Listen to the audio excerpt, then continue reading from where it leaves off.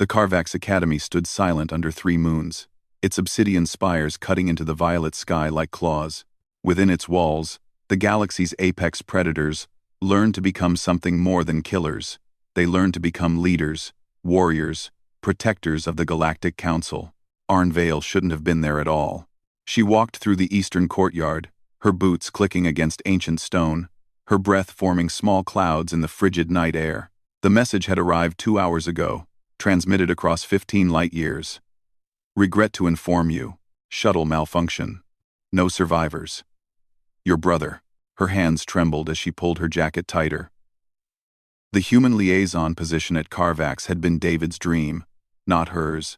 He'd convinced her to take the assignment with him, promising adventure among the stars, among species that had hunted and conquered for millennia before humanity ever looked up at the night sky. Now David was gone, and she was alone on a world full of teeth and claws. Arn pressed her palm against her mouth, forcing down the sob that threatened to escape. The Carvax instructors had made it clear during orientation. Emotion was weakness. Prey showed emotion. Predators did not weep, did not break, did not falter. To survive here, to maintain respect, she had to be stone. But she was not stone. She was human, and humans broke, and tonight the cracks were showing. She found herself in the training grounds, a vast arena where tomorrow the cubs' adolescent predators from a dozen worlds would practice combat techniques that could shatter reinforced steel. Tonight it was empty, dark, perfect for hiding. Arn sank onto a bench carved from meteor iron, and finally, she let the tears come. She didn't hear the first approach. Taver was a Rethian, his species resembling what ancient Earth might have called a tiger crossed with a wolf, standing nearly 7 feet tall even in his youth. His amber eyes caught the moonlight as he emerged from the shadows, his movements utterly silent despite his size. Arn jerked upright, hastily wiping her face. I'm sorry, I didn't mean to." Taver said nothing. He simply sat down beside the bench, his massive form settling onto the ground, his tail curling around his legs. He stared forward, not at her, giving her space but offering presence. Then came the others. Scarix, a Vorthan with obsidian scales and 6 eyes, slithered from the western entrance. Nyla, a Corvian whose feathered crest could sense emotional pheromones from 100 meters, descended from the upper galleries. More followed. A young Draken whose breath could melt titanium. A Morphix capable of rending armor with crystalline claws. A Zephian whose venom could drop a battle mech. They were the cubs of Carvax Academy, each one bred from predator species that had ruled their worlds unchallenged for eons, each one capable of tearing her apart without effort, and each one chose to sit in silence around her. Arn's breath caught. You shouldn't be here." "I'm fine. I just needed." "Pack never leaves pack alone in pain," Taver said quietly, his voice a deep rumble. His usually perfect galactic standard was softer now, gentler. "This is pack law. Older than stars. But I'm not." Arn's voice cracked. "I'm not one of you. I'm prey. I'm human. Your instructors say..." "Instructors say many things," Nyla interrupted, her melodic voice carrying across the arena.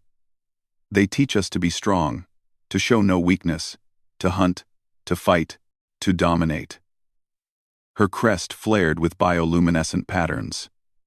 "But they forget to teach us the most important thing." "What's that?" Aaron whispered. Scarix answered, his multiple eyes blinking in sequence. "That strength without compassion is just cruelty. That power without understanding is just tyranny." His forked tongue tasted the air. "Your species taught us that." Arn stared at them, confusion cutting through her grief. "What do you mean?" Taver shifted, his massive head turning toward her. "Do you know why Carvax Academy accepted a human liaison for the first time in its 3,000-year history?" She shook her head. "Because of the Battle of Proxima," he continued. "We all study it. Every cub in every cycle learns about it." Arn knew the story every human did. 50 years ago, when Earth was new to the galactic stage, A colony ship full of families had been caught between two warring predator fleets. Outgunned, outmatched, with no hope of survival, the human escorts had done something unprecedented. They'd negotiated a ceasefire not through strength, but through appealing to the concept of cubs, of children, of futures worth protecting. The predator empires expected your people to fight or flee, Nyla said. Instead, you showed them images of your young ones playing.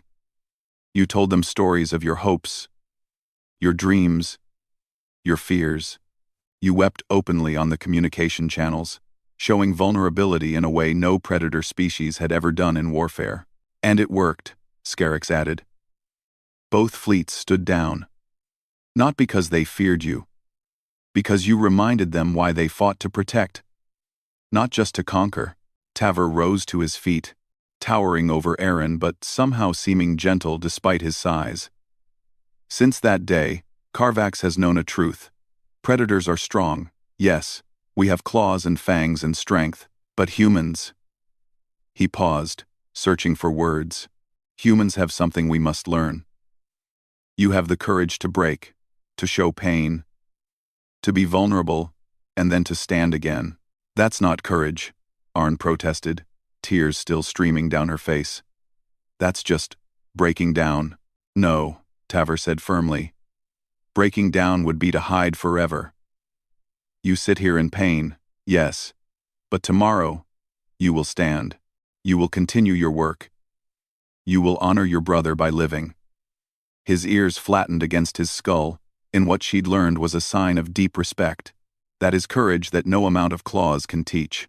Around the arena, every cub lowered their heads in agreement. Arn looked at them, these young predators who could hunt starships, who would one day lead armies and forge empires, and saw something she'd never expected to find light years from Earth. Understanding. Compassion. Pack. I don't know how to do this without him, she admitted, her voice barely audible. You don't do it without him, Nyla said softly. You carry him with you. His memory, his dreams, his strength, and when you cannot carry it alone.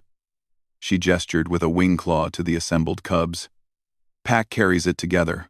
Tavor sat back down beside the bench, closer this time. You try to hide your tears, because you think they make you weak.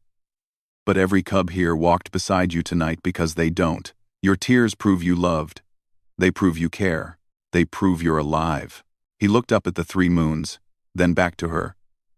In my culture, we say, the hunter who never bleeds has never truly fought.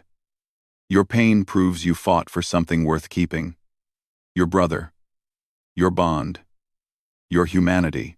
Arn felt something shift inside her chest, not the weight lifting, but the burden becoming bearable. Shared. Thank you, she whispered. All of you. They sat with her through the night, these cubs of predator species, keeping vigil over a human in pain. And when the first sun rose over Carvax Academy, painting the sky in shades of amber and gold, Arnvale stood. She stood with tears still on her face, with grief still in her heart, but with Pack beside her. And she knew, with absolute certainty, that David would have loved this moment, the moment when the galaxy's fiercest young predators proved that evolution's greatest gift wasn't teeth or claws or venom. It was the capacity to sit beside someone in pain and simply say, "You are not alone." That was the lesson humanity had taught the stars. And tonight, the stars had taught it back.